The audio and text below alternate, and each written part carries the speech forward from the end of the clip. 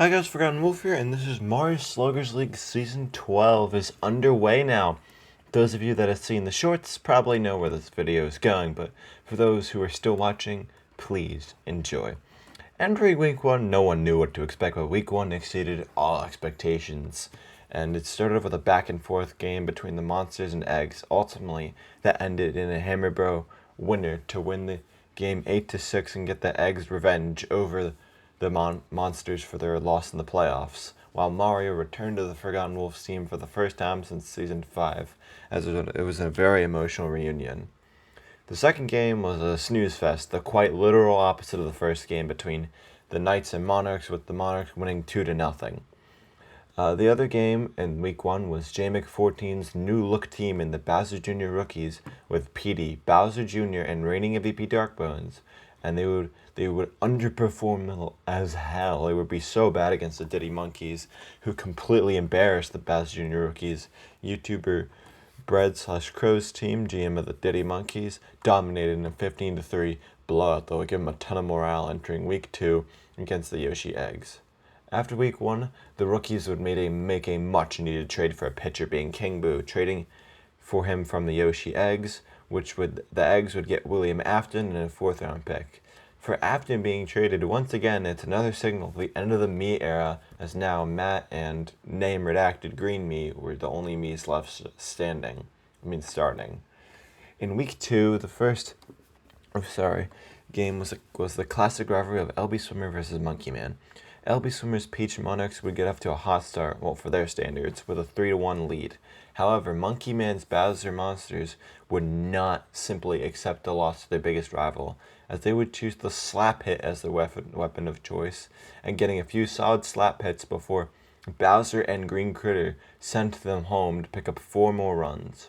Despite a late attempt at a comeback by the Peach Monarchs, the score wouldn't change as the Monsters won 5-3, as both teams are 1-1 entering the new season. The second game would be the Bowser Jr. Rookies vs. the Luigi Knights, both teams seeking their first win of the season after a disappointing Week 1. The Rookies got out to a hot 6-0 start, but the Knights would put up a very solid fight to bring the score 7-6. However, all hope the Knights had a victory would be crushed by Leaves, whatever you call Petey Verano's arms. Anyway, Petey hit a 2-run homer to bring the score to 9-6. The score would stick as the Rookies worked hard and got a 9-6 win, and giving the new look Rookies their first win. The final game of the week was a classic, the Yoshi Eggs versus the Diddy Monkeys. Another classic game and a classic rivalry between the Forgotten Wolf and Bread/Crow. The Monkeys would jump out to an early lead, but ultimately the trio of captains, being Mario, Yoshi, and Daisy, would ultimately prevail, as with the help of Hammer Bro, or the Eggs would make a comeback 10-6 to win the game, advancing to 2-0. This left the standings after Week 2 being the Yoshi Eggs at 2-0, and a 4-way tie for second between the Monkeys, Rookies, Monsters, and Monarchs, all 1-1, while the Knights were the only team without a win at 0-2. Entry Week 3, it was the trade deadline, and take a guess how many trades happened? 0.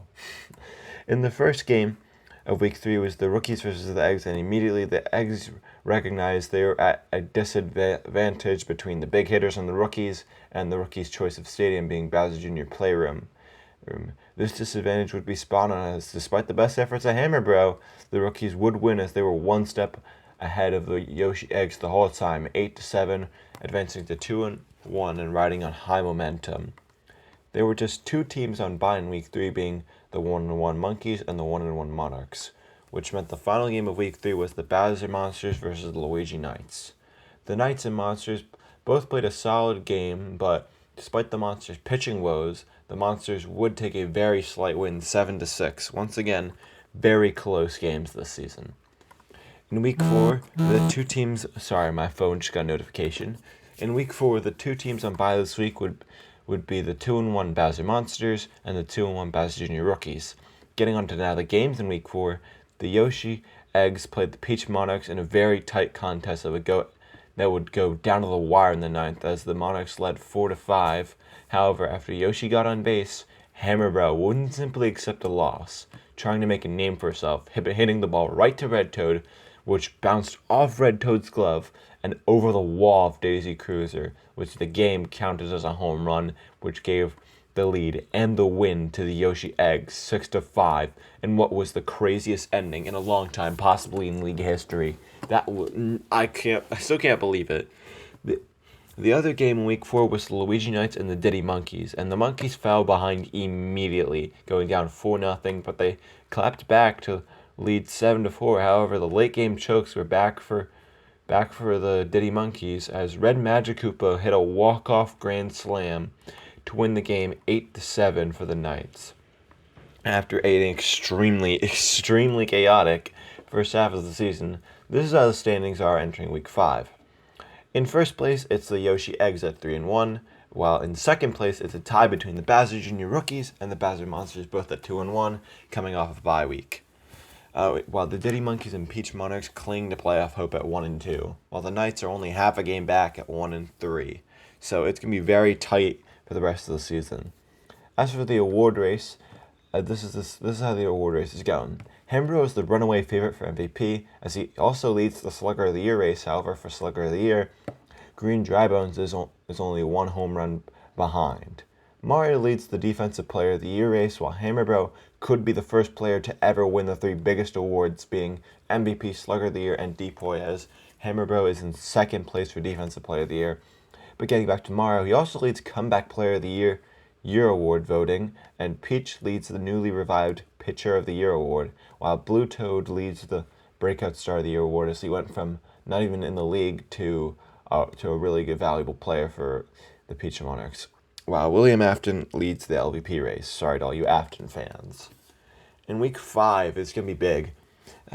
We have the biggest rivalries of the season, or at least one of the bigger ones, as it's a huge playoff week as the Rookies play the Monsters as a classic rivalry between J McForty and Monkey Man, while LB Swimmer's team, the Peach Monarchs, plays their biggest rivals, being Bread's team, the Diddy Monkeys, while the Knights and Eggs enjoy a calm bye week. But until then, bye!